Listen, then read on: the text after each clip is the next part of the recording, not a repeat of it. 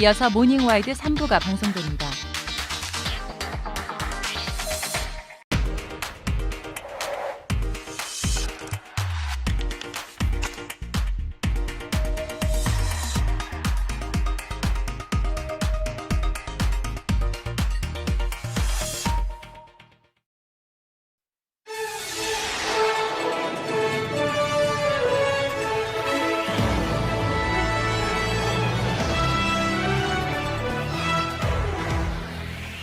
연일 영하 10도가 넘는 한파가 이어지는 가운데 전국 곳곳에서 동파 사고가 속출했습니다.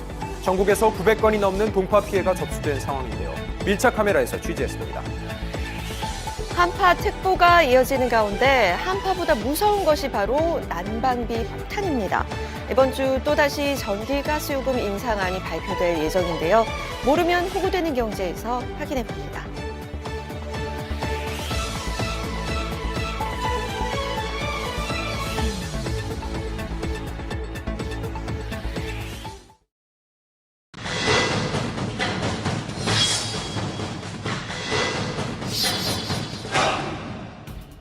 전세 보증금을 돌려받지 못하는 전세 사기. 조사를 해보니 한 사람이 몇십 채, 많게는 몇백 채의 빌라를 가지고 있었는데요. 주택의 실소유주는 따로 있고 명의만 일명 바지 사장으로 되어 있던 겁니다. 전세 사기의 연결고리 역할을 하는 바지 사장의 실체를 날에서 취재했습니다. 인천의 한 나홀로 아파트. 전세 개혁이 완료가 됐지만 보증금을 받지 못하고 있다는데요. 3개, 그다음에 화장실 2개. 15년도에 5,500으로 해서 2번 물려줬어요. 총 6,500. 총 16가구 중 10가구가 경매로 넘어갔다고 하는데요. 2년에서 3년간 거주를 해온 세입자들, 이들은 최근 경매 통보를 받았습니다. 열었어, 내 거를. 그랬더니 경매가 됐다고 이렇게 사건 번호가 온 거예요. 진짜 여기서 주저앉았어요. 진짜 손발이 떨려서 아무것도 안 되더라고요.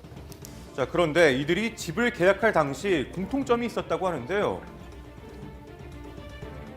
집주인들 다 공통으로 연락이 안 되고 그리고 다 주인하고 계약을 한 사람들이 아니라 그 부동산에서 이인장을 가지고 한 거라 아마 바지 사장이라고 하는데.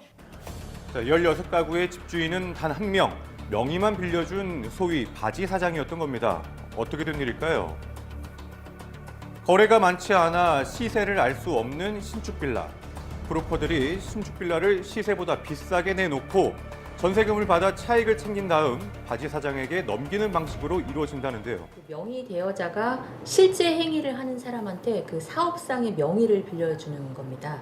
제3자는 명의 차용자와 계약을 하겠고 그러므로 인해서 그 제3자가 피해를 보는 경우가 발생합니다. 자, 이처럼 실소유주와 브로커 그리고 바지 사장 등이 사실상 조직적으로 움직이는 상황에서 세입자들은 속수무책으로 당할 수밖에 없는데요. 전세 사기의 중간고리 역할을 하는 이른바 바지 사장을 직접 만나봤습니다. 자, 이곳은 서울 강서구에 위치한 한 빌라입니다. 총 22가구가 거주를 하는 곳인데요. 그중 19가구의 집주인이 별다른 수입도 없는 20대 초반의 어린 청년들이었습니다. 자, 빌라 3채, 그 외 주택 5채, 총 8채가 본인 명의로 되어 있는 사람입니다. 저 그때 한창 일도 안 하고 무직이었거든요. 근데 이제 임대사업자로 투자하는 형식으로 해가지고 너가 집을 산 다음에 2년마다 이제 전세 차익에 대한 금액을 너가 벌 수 있다. 본인은 그러면 계약하면서 이 집에 대해서 뭐 돈을 낸 게 있어요? 아니요. 지난 1월부터 4월 3개월 동안 총 8채, 25억의 집을 매입한 걸로 나오는데요. 바지 사장은 실제로 주택을 소유하는 것이 아니라 명의만 빌려주고 그 대가를 받는다고 합니다. 이게 처음에 한 채를 하면은 80만 원에서 한 130만 원 저한테 주기로 했어요. 바지 사장의 명의로 된 빌라에 살고 있는 세입자를 만나봤는데요. 지난 5월부터 입주 중입니다. 저는 처음에 진입구 이래가지고 걱정하지 말고 안 되겠어요. 대리인이 가지고 이렇게 했던 걸 알고 있었어요. 제가 분양하시는 그 회사랑 이제 계약을 맺었던 거고, 그 이후에 이제 이 집을 사셨겠다는 그분이 들어오셔가지고, 이제 그분이랑 다시 계약서를 수정을 한 것 같은데, 네. 그런 내용이 바뀌는 걸로. 95년생인가 제가 알고 있는데, 문제가 있나요? 자, 세입자가 계약을 할 당시에는 이 등기부 등본에 문제가 없고 근저당 말소 조건이 있어서 얼핏 보기에는 문제가 될 것이 없는 것처럼 보였다고 합니다. 자, 하지만 주변 공인중개사들에 의하면 이 부동산이 아닌 분양 대행사에서 직접 분양을 진행했다고 하는데요. 주변 부동산에 가서 이야기를 들어봤습니다. 1.5룸이 3억 4천 얼마에 나왔는데 여기가 형성되어 있는 시세가 있잖아요. 그 투룸이면 뭐 보통 뭐 전세가 1억 5, 6천 가는데 3억 이렇게 돼버리면 그 저희가 수를 못하죠. 자, 당시 실제 작성을 했던 계약서입니다. 저희 업자끼리 이제 어느 사람이 의뢰한 거는 좀 위험하니까 하지 마라 그런 것도 있고. 아는 사람을 끌어들여서 손해를 입히는 거지. 계약 당시에는 문제가 없었지만 집값 하락세가 장기화되며 깡통 전세가 되기도 하는데요. 명의 대여자는 이미 책임이 있는데 법적인 책임은 져야 돼요. 근데 못 지니까 경매로 넘어가는 거잖아요. 보증금을 돌려줄 의무가 있는 거는 해당 임대인들인데 책임을 물려고 해도 뭐 사실상 못 물리는 이런 사태인 거죠. 보증금 반환 의무가 있는 바지 사장, 책임은 없는 걸까요? 어차피 내가 집주인인데 나한테 전세금이 안 들어오는데 나중에 세입자한테 이 돈을 못 줬다.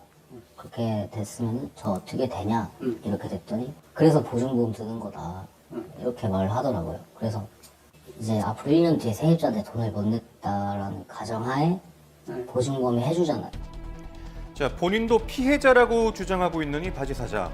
하지만 전문가들은 바지 사장도 처벌을 피할 수 없다고 합니다. 적극적으로 공모를 했든지 간에 아니면 그들의 꼬임에 넘어갔든지 간에 사기죄가 성립될 가능성이 상당히 많습니다. 그럼 이러한 경우에는 10년 이하의 징역 또는 2천만 원 이하의 벌금에 처해질 수 있고요. 돈 한 푼 없이 8채의 집주인이 된 20대 바지 사장. 돈을 내준다고 했을 때 그 구상권이 저한테 들어오는 건지도 몰랐고요. 네, 아무튼 모든 면에서 제가 책임져야 된다는 건 잘 몰랐죠. 자, 하지만 전문가는 부동산 명의 신탁 자체가 엄연한 불법이라고 경고하는데요. 그 전세금 보증 보험 기관들이 그 대의 변제한 보증금에 대해서 구상 청구를 할 때 그 상대방은 바로 명의 대여자가 돼서 명의 대여자가 전적으로 책임을 부담하게 되어 있습니다. 자, 지난 2017년부터 2020년 사이에 발생한 세모녀 전세 사기 사건. 이 세모녀도 바로 바지 사장이었습니다. 136명의 임대차 보증금을 가로챘는데요. 세모녀가 소유한 빌라는 모두 500채. 투자가 현실적으로 불법은 아니에요. 그렇죠? 그렇지만 이 갭 투자로 인해서 지금과 같은 이제 나쁜 그 집주인들을 걸러내는 게 상당히 어려운 상황이 돼버렸습니다. 최근 임대인의 세금 체납 여부를 임차인이 확인할 수 있는 법이 개정되기도 했습니다. 하지만 임차인이 일일이 확인하는 제도가 아닌 임차인을 적극적으로 보호하는 제도가 있어야 하지 않을까요?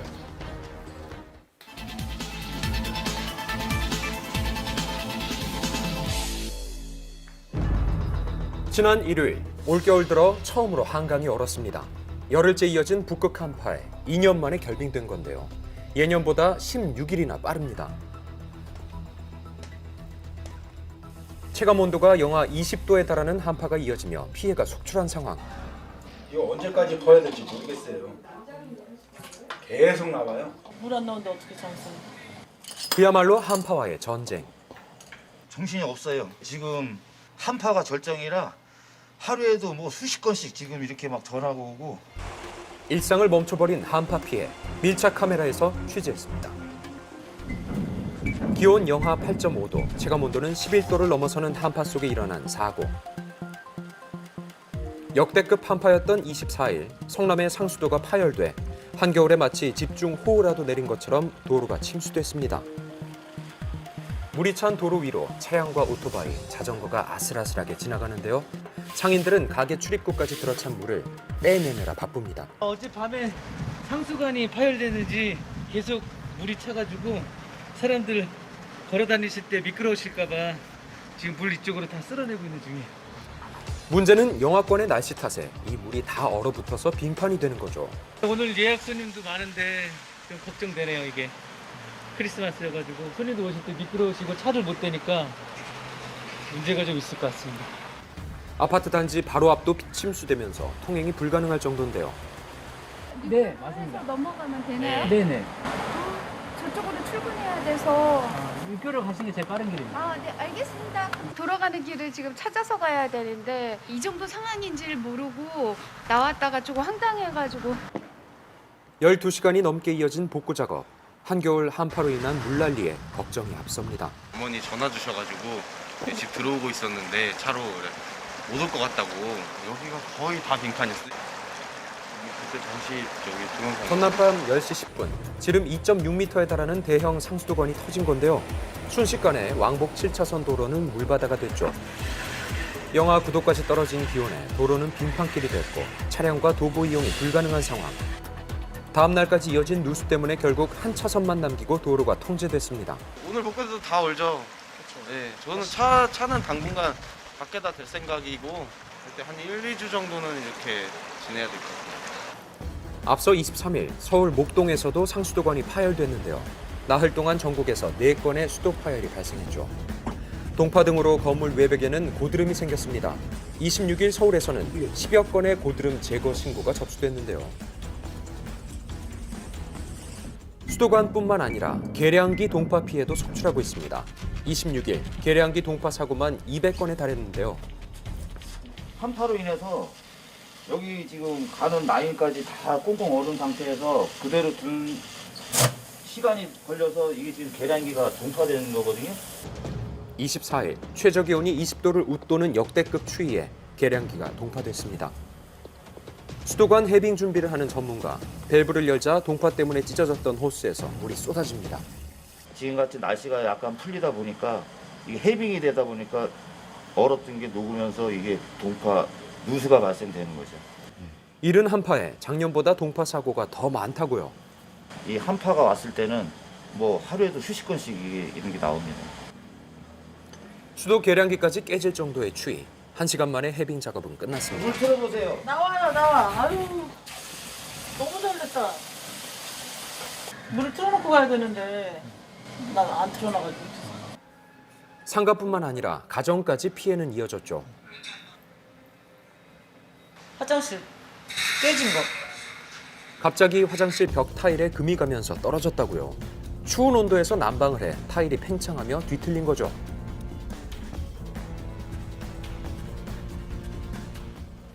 인근에 있는 한 복도식 아파트. 입구까지 물이 넘쳤습니다.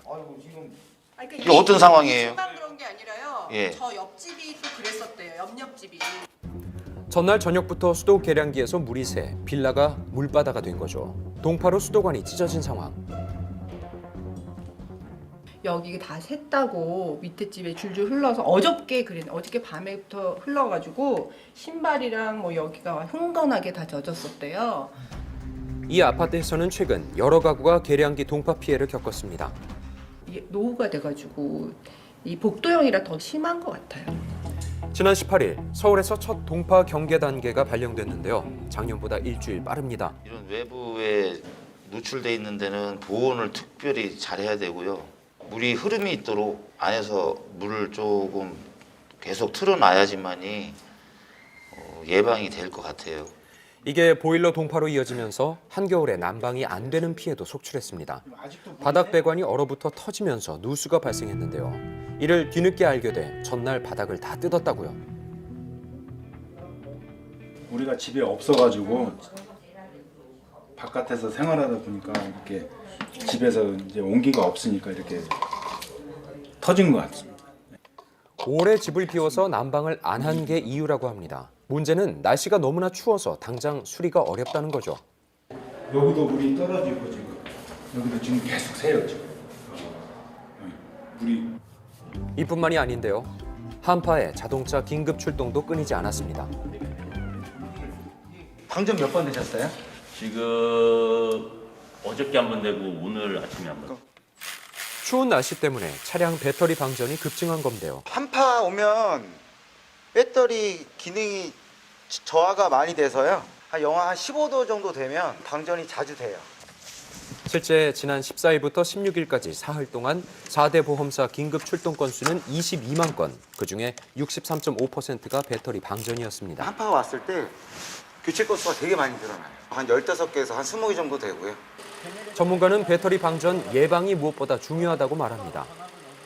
영하 15도 이상 막 떨어지면 배터리 자체에 뭐 예를 들어서 핫팩을 뭐 한 20분 정도 올려놔 주던가 아니면 수건을 좀 깔아서 뜨뜻한 물로 온도를 좀 높게 해주면은 그때 시동이 또 걸릴 수가 있어요. 다시 특급 한파가 예고돼 있는 올겨울, 늘어가는 한파 피해, 사전 점검 등 철저한 대비로 올겨울 피해 없이 보내시길 바랍니다. 네, 내일부터 중부지방과 서해안에 눈 예보가 있다고 하는데요. 네. 한동안 한파가 이어진다고 하니까 동파 유의하셔야겠습니다. 특히 기온이 5도 이하로 떨어지면 동파주의보가 발령되는데요. 기상청 홈페이지 가시면 동파 가능 지수를 4단계로 확인하실 수 있으니까요. 참고하시기 바랍니다.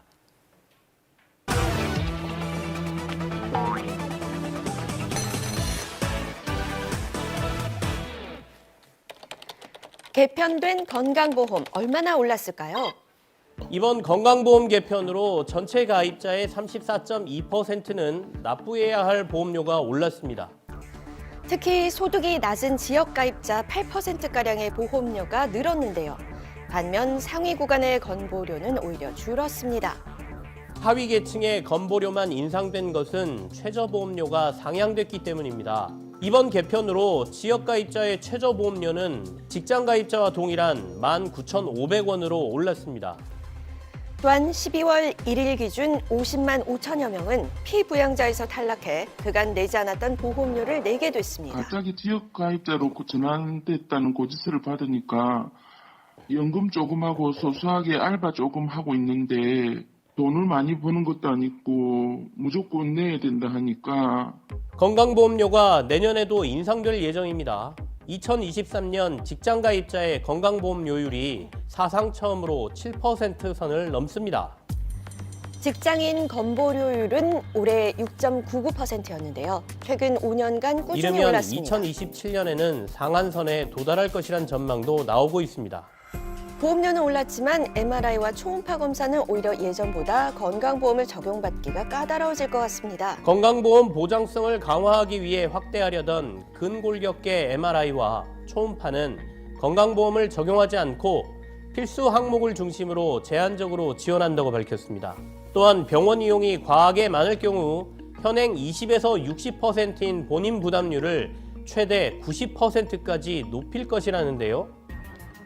보험료율은 올랐지만 그에 반해 축소된 의료 혜택, 그 이유가 뭘까요?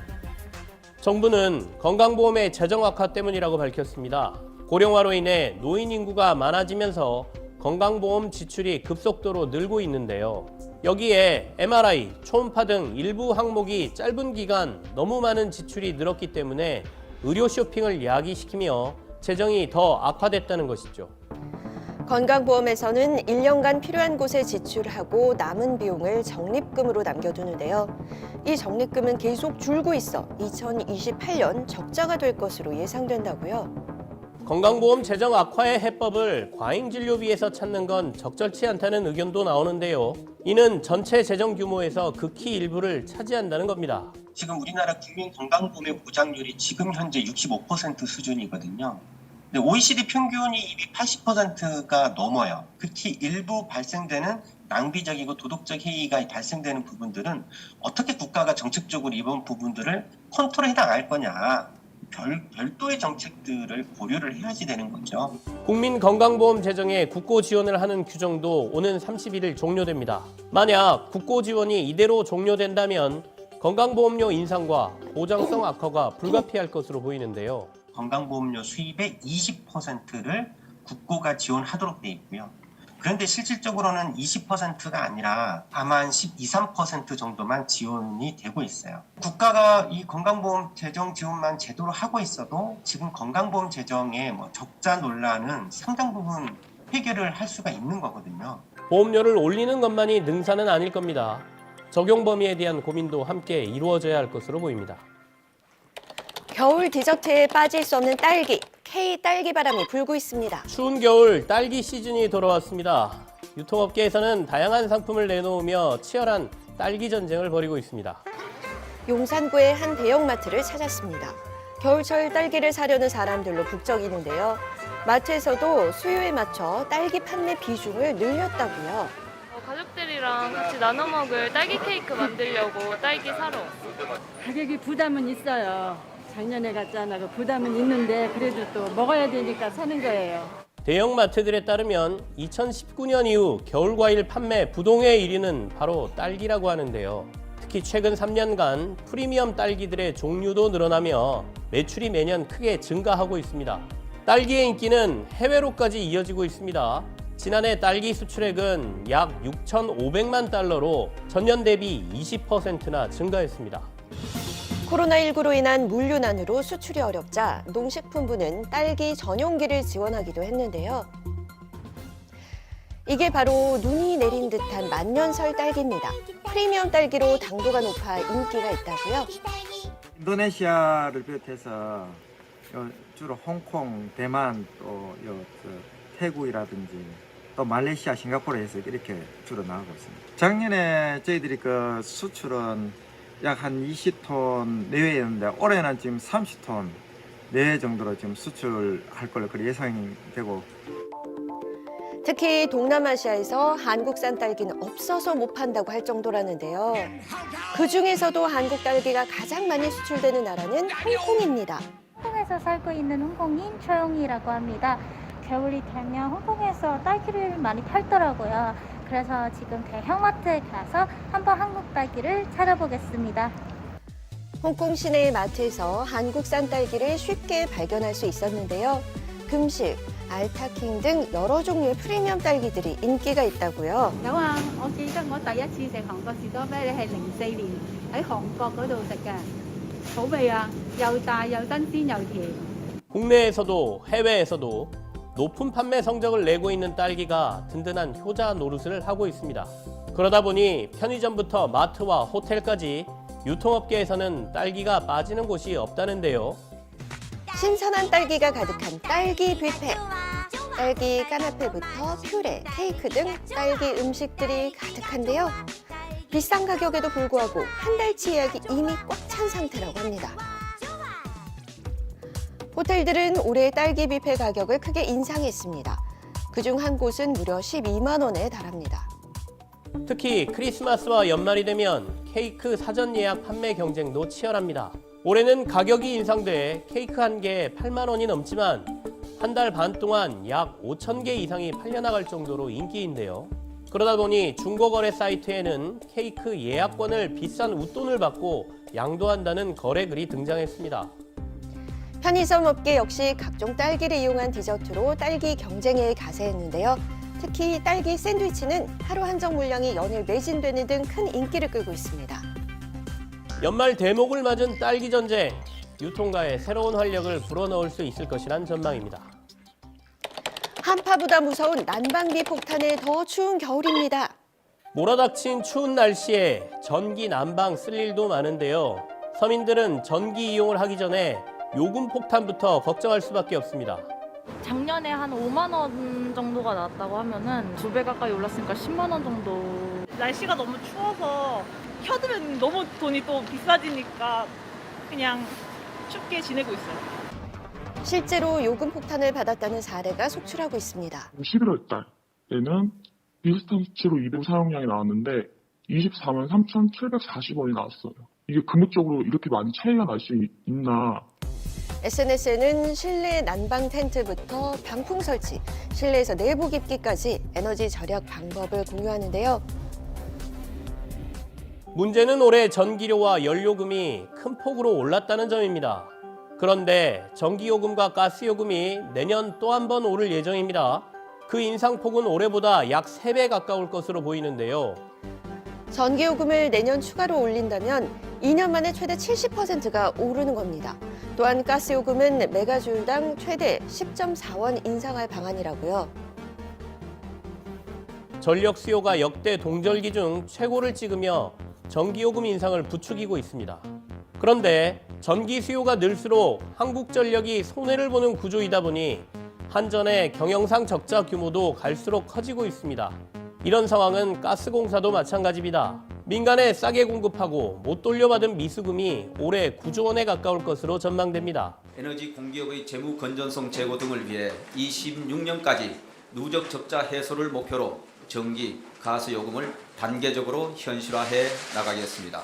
한전과 가스공사는 그동안 회사채 발행으로 자금을 조달해 왔지만 누적 적자 폭이 커지면서 채권 발행마저 법률에 명시된 한도까지 이른 상태입니다. 한전과 가스공사의 채권 발행 한도를 높이는 것을 골자로 한 한전법, 가스공사법 개정안도 국회 본회의에 통과를 앞두고 있습니다.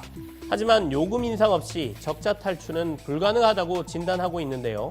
물가 상승은 저희들이 불가피한 그런 상황들이고요.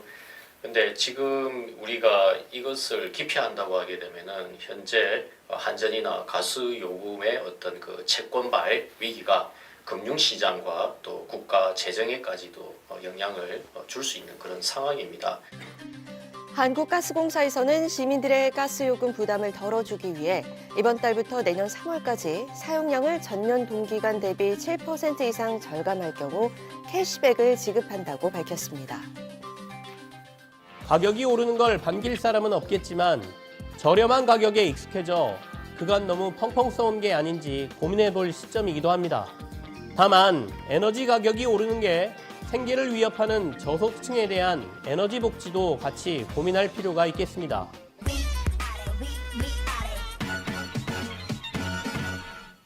이번 주 업은 택배 요금 인상입니다. 국내 택배업계에서는 현재 소비자 배송비가 평균 2,500원에서 3,000원 수준이지만 새해부터는 3,000원 이상이 될 것 같은데요. 더구나 국내 택배 시장 1위 업체의 택배비 인상을 시작으로 전체 택배업계의 가격 인상이 줄을 이을 것이란 전망이 힘을 얻고 있습니다. 이번 주 다우는 제설제도, 생크림도 부족한 겨울입니다. 요즘 참 눈이 많이 옵니다. 그런데 당장 제설제가 바닥을 드러내고 있습니다. 중국이 제설용 염화칼슘의 수출을 제한하면서 가격이 4배가량 오른 데다 최근 폭설에 제설제 부족 현상이 나타나고 있습니다. 제과 제빵업계에선 생크림 부족에 고민이 커지고 있는데요. 우유 소비가 줄면서 생크림 제조도 줄어든 것이죠. 연말 연초 케이크 수요는 넘치는데 소규모 빵집과 카페들은 생크림을 못 구해 발을 동동 구르고 있다는 소식입니다.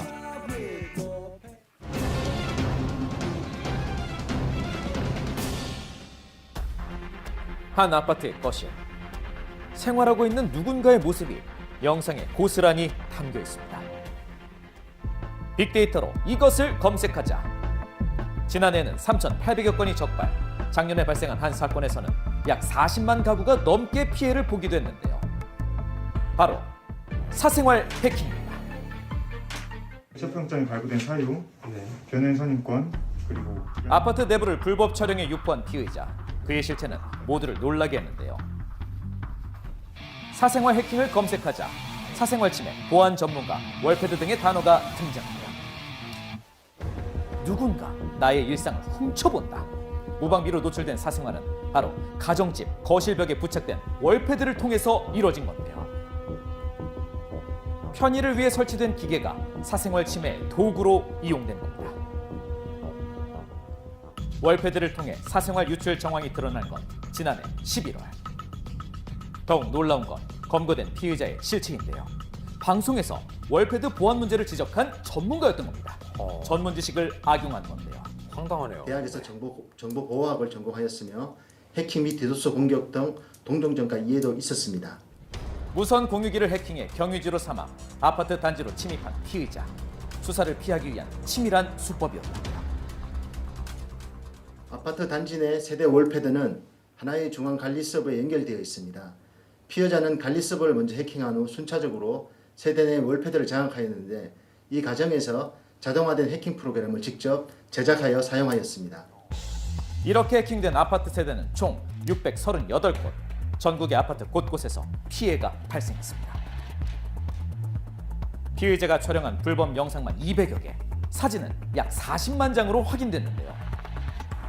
그리고 범행 3개월간 촬영한 사생활 모습을 해외 사이트를 통해 타인에게 판매하려고 간 정황까지 드러난 겁니다.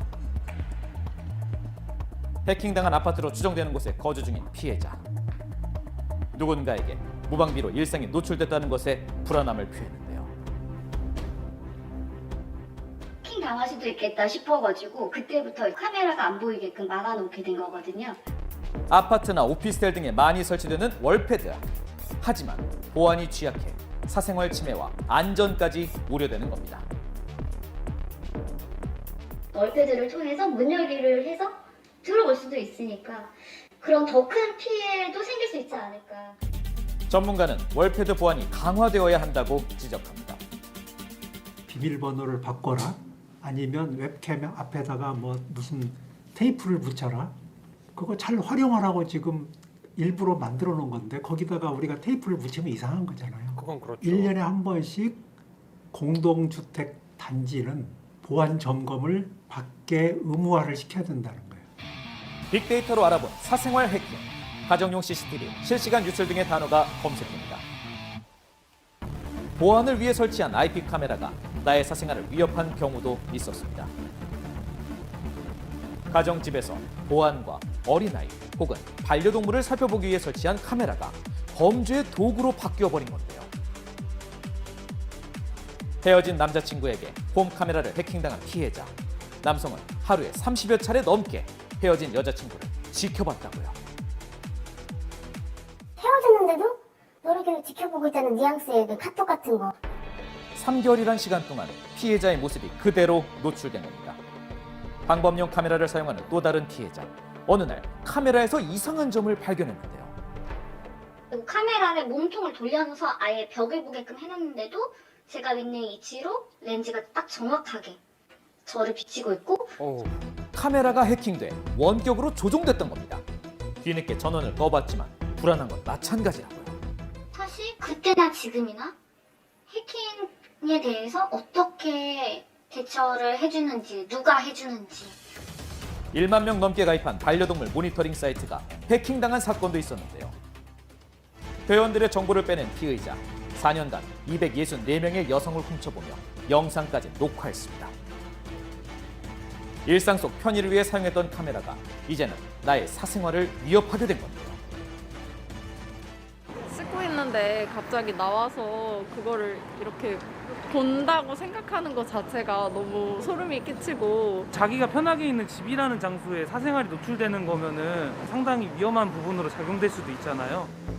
전문가는 사생활 침해로 인한 또 다른 범죄를 우려합니다. 뭐 상해라든지 절도라든지 이런 2차적인 범죄도 발생을 할 수가 있는 부분인데, 허술한 체계에 대해서도 어느 정도의 처벌이 이루어지고 뭐 손해배상 책임이라든지 이런 부분까지 추가적으로 연결이 돼야 되는 것이 아닌가 생각이 됩니다.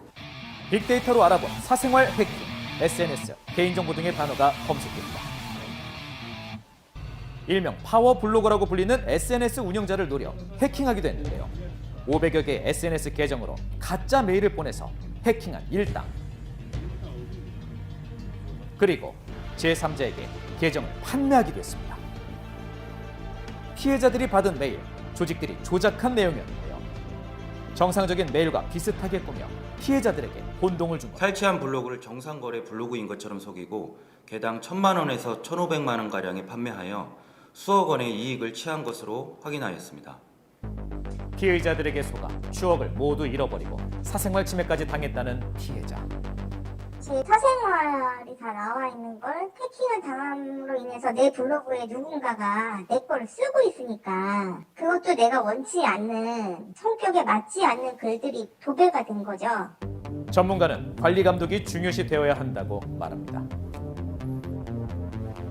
일본 같은 경우에는 이런 범죄를 저지르잖아요. 신상이 바로 노출이 돼요.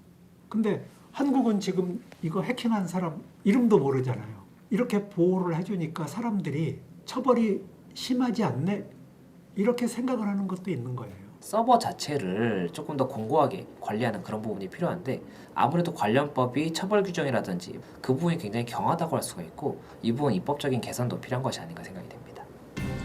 나도 모르게 유출되는 사생활, 미흡한 대처와 허술한 체계가 반복되는 사이, 당신도 피해자가 될 수 있습니다.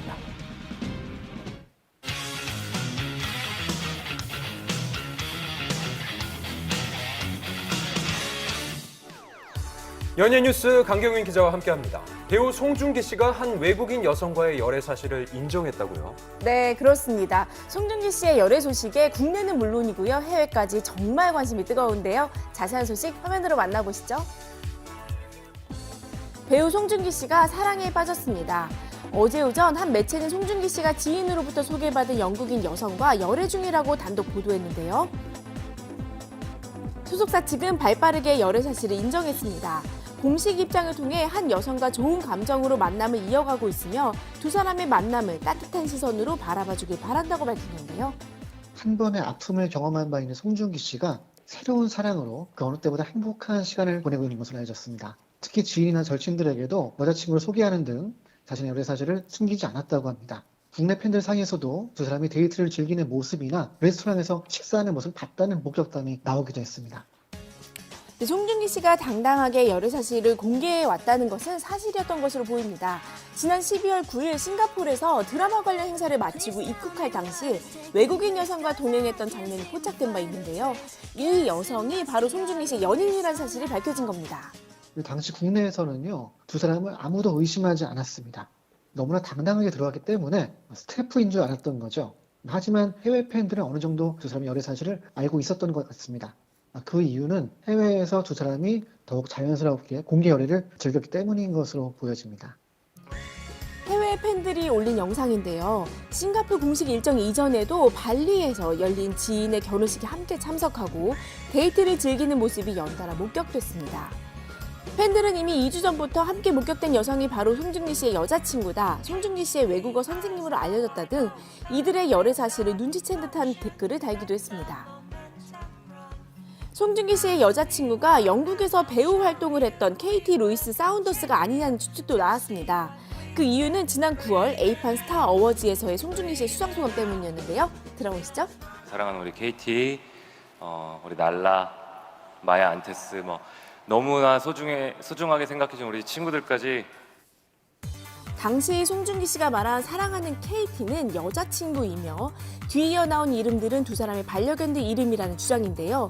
실제로 KT 루이스 사운더스 SNS에서 반려견들과 함께 찍은 사진과 이름을 확인할 수 있었습니다. 하지만 해당 추측과 관련해 송중기 씨 소속사 측은 열애설 외에는 확인하기가 어렵다라는 입장을 밝힌 상황입니다. 한류 스타인 만큼 해외 매체들 역시 송중기 씨의 열애 소식을 비중 있게 다루고 있는데요. 소속사 측의 함구에도 불구하고 두 사람의 열애 사실과 여자친구에 대한 관심은 당분간 계속될 것으로 보입니다. 현역 최고령 배우 이순재 씨가 연극 연출가로 변신해 만나봤습니다. 안녕하십니까. 모닝와인 시청자 여러분. 이번에 처음에 갈매기를 연출 겸 출연을 하고 있는 이순재입니다. 갈매기에서 아르까지나 역할을 맡은 소유진입니다. 뜨리고린 역할을 맡은 오만석입니다. 도런 역의 김수로입니다. 반갑습니다. 예. 인생을 바꾸기엔 이미 너무 늦어버렸다니까. 이순재 씨가 연출을 맡은 연극 갈매기는 러시아 극작가 안톤 체호프의 4대 희곡 중 하나로 사실주의 연극의 교과서로 불리는 작품이죠. 내가 이빠른 소리 하고 있는 것 같아? 김수로, 오만석, 소유진 씨 등 쟁쟁한 후배 배우들이 대거 참여해 작품을 더욱 빛내주고 있습니다. 선생님께서 갈매기를 준비하신다는 말씀을 듣고 이건 무조건 해야겠다. 그래서 스케줄을 좀 조정하는 게 쉽지 않았는데 이건 무조건 해야 되겠다. 이거는 안 하면 후회할 것 같아서. 선생님을 너무 좋아해가지고 이번에도 함께 할 수 있다니 그냥 너무 생각만 해도 꿈 같아서 얼른 참여를 하게 되었죠. 모든 배우들이 다 묻다 정신으로 묻지도 따지도 말고 그래서 연습할 때 배우들이 행복해야 되거든요. 그런데 너무나 행복한 선생님도 자주 뵐 수 있고 같이 이렇게 호흡할 수 있다는 거에 전설적인 작품이 되지 않을까 이런 생각해 봅니다. 연극 갈매기를 직접 무대에 올리는 건 66년 배우의 길을 걸어온 이순재 씨의 버킷리스트 중 하나였다고 합니다. 누가 이 젊어 이번에 처녀 연출이다, 이 처음 연출한 걸처럼 이렇게 전달이 돼 있는데 사실은 그 전에 좀 했어요. 물론 난 연출가는 아니에요, 배우지. 그래서 이번 작품은 배우의 연기력을 10분 올림으로써 처음에 진술을 좀 정확하게 우리 관객들한테 전달하자. 그렇게 해서 그런 의지로 우리 시작을 한 겁니다. 선생님께서 늘 하시는 말씀이 이 대문호의 작품을 너무나 편집하고 각색이 돼서 약간 좀 우리의 생각과는 다르게 많이 좀 전파된 것 같다. 그래서 요번에 한번 선생님께서 아주 딱 정석적인 갈매기를 얼마나 이게 재미있는지 제대로 한번 관객들에게 소개해드리고 싶다 그래서 이순재 씨는 작품에 대한 애정이 남다른 만큼 후배 배우들과 함께 호흡하며 연극을 준비했다고 합니다. 연출님의 어떤 특별함을 느끼고 계신지. 이번엔 또 연출가로서의 그 카리스마와 그런 것까지 또 느낄 수 있어서 정말 더 카리스마는 없었죠. 카리스마 있어요. 더 특별했고 그리고 더 뭔가 좀 귀여우신 면까지 봤어요. 사실 지금 당신이 내 가장 아픈 곳을 찔러서 나 순간 화가 났었어요. 오만석 씨는 이번 연극에서 3장 분량의 긴 대사가 있어 더 많은 연습과 노력을 했다고 합니다. 아무래도 좀 장면이 길다 보니까 그 관객 여러분들이 이렇게 보시기에 흡입력 있게 쭉 끌고 가야 하니까 이제 그런 것들을 잘 계산을 해서 이렇게 끌고 간다는 게 이렇게 어렵죠. 근데 선생님께서 그 큰 선을 또 잡아주시고 어떻게 풀어가야 되는지에 대해서 좋은 안내의 길을 열어주셔서 잘 이렇게 열심히 따라가고 준비 열심히 하고 있습니다. 배우를 누구보다 잘 아는 연출가가 만드는 작품인 만큼 관객들에게도 큰 감동을 준 연극이 될 것 같습니다. 저희 연극 갈매기 열심히 준비했습니다. 많이 보러 와주세요. 많이 보러 와주세요. 네, 연예뉴스 오늘 여기까지고요. 지금 시각 8시 23분 지나고 있습니다. 고맙습니다.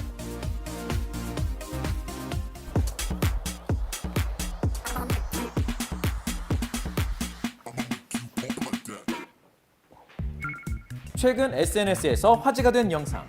혹한의 주위에 암벽을 타는 사람들, 빨간색 옷을 입고 산을 오르는데요.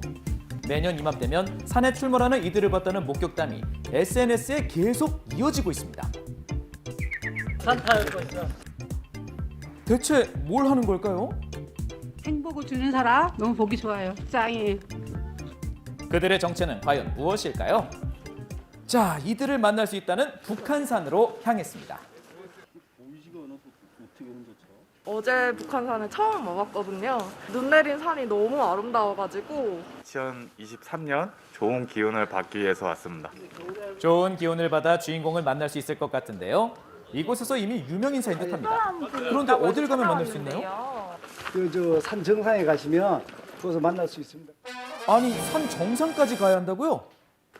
주인공을 만나기 위해 제작진이 만반의 준비를 하고 나섭니다. 오늘 꼭 완주해보겠습니다. 방금 전 자신감 넘치던 모습과는 달리 어째 벌써 지쳐 보이는데요. 주인공 찾기가 정말 쉽지 않아 보입니다. 전 여기까지인 것 같아요. 벌써 끝인가요? 그때 빨간색 옷을 입고 오는 이들, 사진 속 주인공 아닌가요? 안녕하세요. 네, TBS 나왔었는데요. 복장이 좀 특이해가지고 산타 복장을 사진 이쁘게 찍고 싶어가지고 동생분 산타 보이프주에 루돌프를 등산으로 온 남매, 산타와 루돌프 복장이라는데요. 루돌프는 옷이 따로 없더라고요. 그래가지고 복장만 그래서요? 아쉽게도 우리가 찾던 주인공은 아니었습니다. 2시간여의 산행고, 드디어 북한산 정상에 도착했습니다. 정상에서 바라보는 탁 트인 장관. 와, 이 맛에 힘들어도 산에 오르는 거 아니겠어요? 찍을 수 있어요? 진짜 산타시네. 그때 산 정상에 인기 스타가 보입니다. 보는 이들마다 함께 사진을 찍는데요. 드디어 찾았습니다. SNS에서 화제가 된 사진 속 주인공들이 여기 있네요. 산에 오는 사람들 기쁨을 주고 새해 또 뭐 희망을 주기 위해서 퍼포먼스 하고 있습니다. 산타클로스 모임인가요? 준비해봐. 매년 이맘때면 이렇게 산타들이 모여 함께 한다는데요.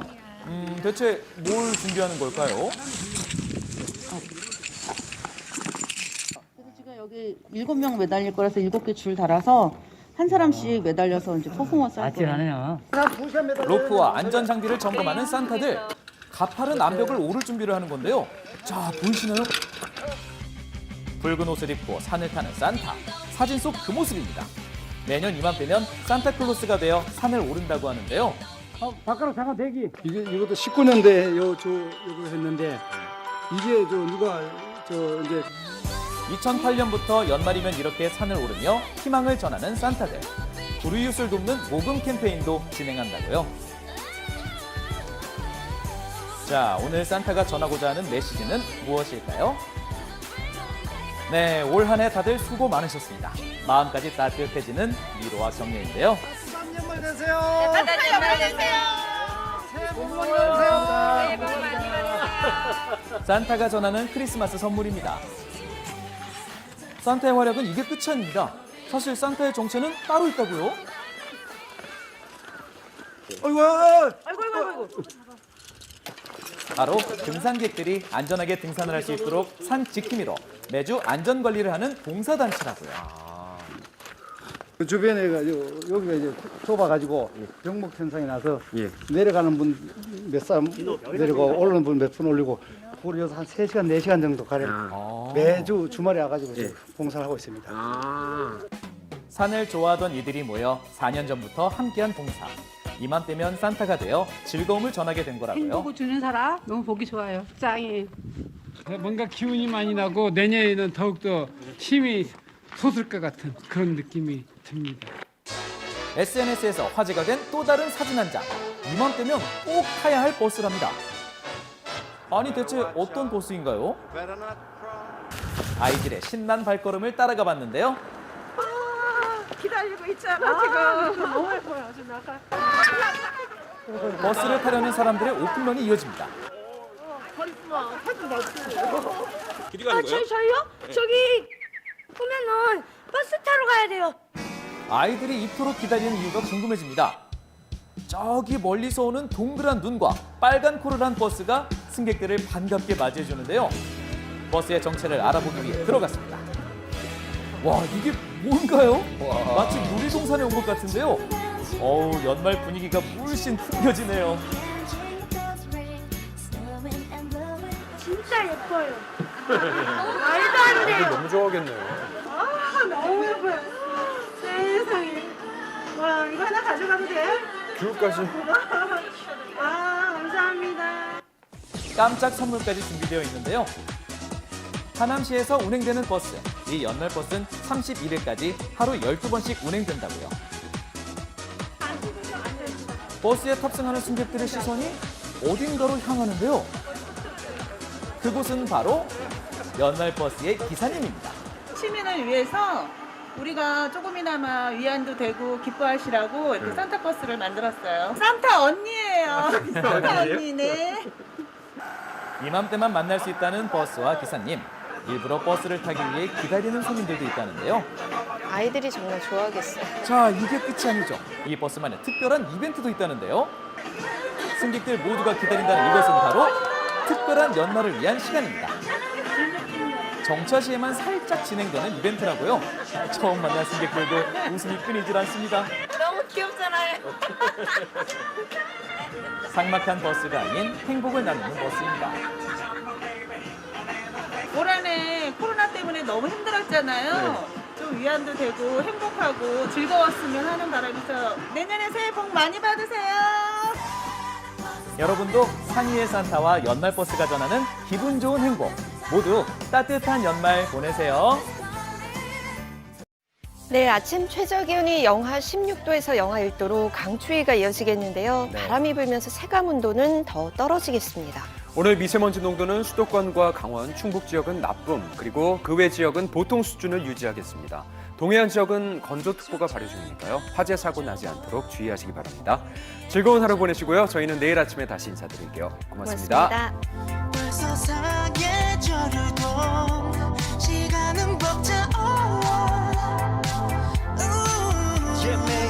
하늘에 달 것처럼 fly high 모든 게 꿈이었던 것 같아 영화 같은데